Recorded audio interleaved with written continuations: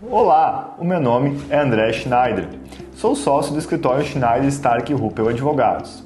No vídeo de hoje, a gente vai falar um pouco mais sobre a figura do encarregado pela proteção de dados ou Data Protection Officer. Mas antes disso, não deixe de curtir o nosso vídeo e se ficar com alguma dúvida, é só deixar a sua pergunta ali nos comentários.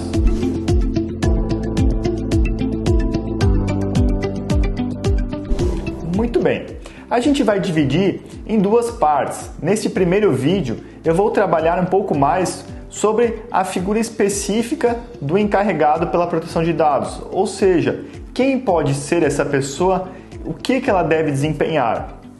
No segundo vídeo, que a gente vê logo na sequência, a gente vai trabalhar então as funções que essa pessoa vai desempenhar dentro da sua empresa.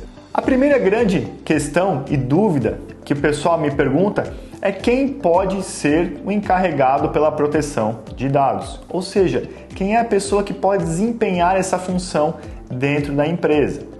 O artigo 41 da nossa LGPD, ele deixa bem claro que a pessoa, para desempenhar essas funções, ela deve ter conhecimento multidisciplinar. Não há a obrigatoriedade, aqui já esclarecendo uma dúvida muito comum, de que seja um advogado. Mas é claro que quanto mais conhecimento técnico essa pessoa tiver sobre o assunto, melhor ela vai poder desempenhar as suas funções. Uma sugestão que eu gosto de deixar é que sempre a empresa nomeie um encarregado, um colaborador, um funcionário, alguém interno da empresa e contrate uma consultoria externa. Porque a união dos esforços da consultoria externa com o colaborador vai permitir que a gente tenha um resultado melhor. Há a obrigatoriedade da contratação de uma auditoria externa? Não, de forma alguma, não há essa obrigatoriedade. Mas, com certeza, essa pessoa, por estar o dia inteiro trabalhando com a matéria, vai ter muito mais conhecimento e poder agregar à sua empresa. Uma outra questão muito recorrente é da obrigatoriedade de ser uma pessoa jurídica ou uma pessoa física. Há entendimento consolidado hoje que inclusive é possível a contratação de uma pessoa jurídica como encarregado pela proteção de dados, mesmo que seja um escritório de advocacia. Em relação aos valores que esse profissional vai cobrar pela atuação, vai variar muito conforme o tamanho da sua empresa e a demanda que ela tiver.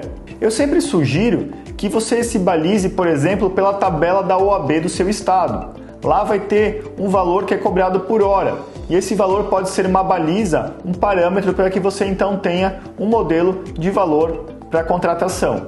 Aqui em Santa Catarina, por exemplo, o Tribunal de Justiça já editou uma resolução trazendo as características da pessoa que pode desempenhar a função de encarregado pela proteção de dados. Inclusive, o Código de Normas da Corregedoria Geral trouxe para as serventias extrajudiciais, para os tabelionatos, a obrigação de que seja indicado, nomeado, um escrevente em cada serventia para que ele possa desempenhar a função de encarregado.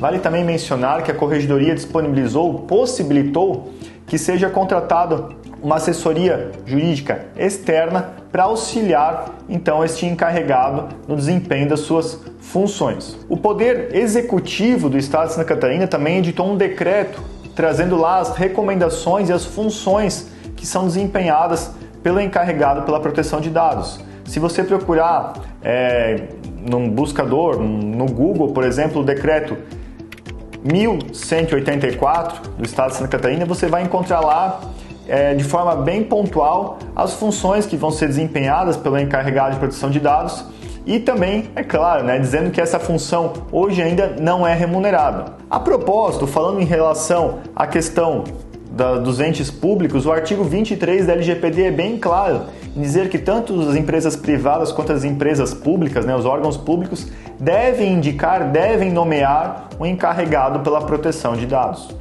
Essa nomeação ela deve ser de modo formal, através de uma portaria, através de um documento, até para que você, empresário, se vier a ser inquirido, perguntado, possa apresentar à autoridade a nomeação do seu encarregado pela proteção de dados.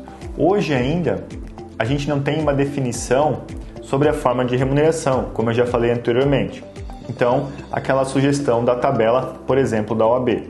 A gente também não tem ainda a Justiça do Trabalho se manifestando em relação ao desempenho dessa função de encarregado dentro das empresas.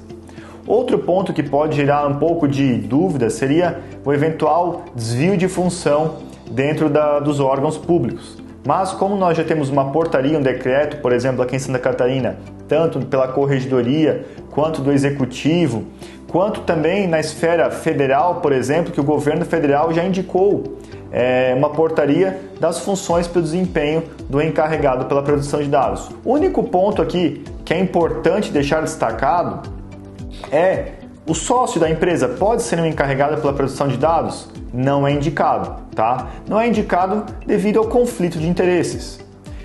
Mesmo motivo esse também que é firmado o entendimento que o gestor de tecnologia da informação dentro da empresa não pode ser indicado como encarregado pela produção de dados. Perfeito. André, então quem eu posso indicar como um encarregado dentro da minha empresa?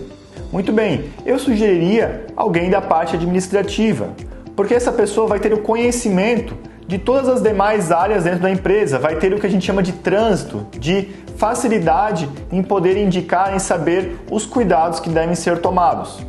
Fique tranquilo que a gente no próximo vídeo vai falar um pouco mais sobre o desenvolvimento do trabalho do encarregado pela produção de dados. E se você ficou interessado em saber um pouco mais também sobre a figura do encarregado, vou deixar uma dica. Não deixe de consultar o Regulamento Geral de Proteção de Dados, o GDPR, o Regulamento Europeu, o Considerando 97, os artigos 37, 38 e 39.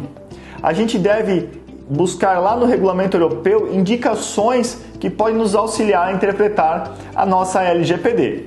Não deixe de se inscrever no canal, deixar o seu like aí, dar um curtir e acompanhe os nossos próximos vídeos. Muito obrigado!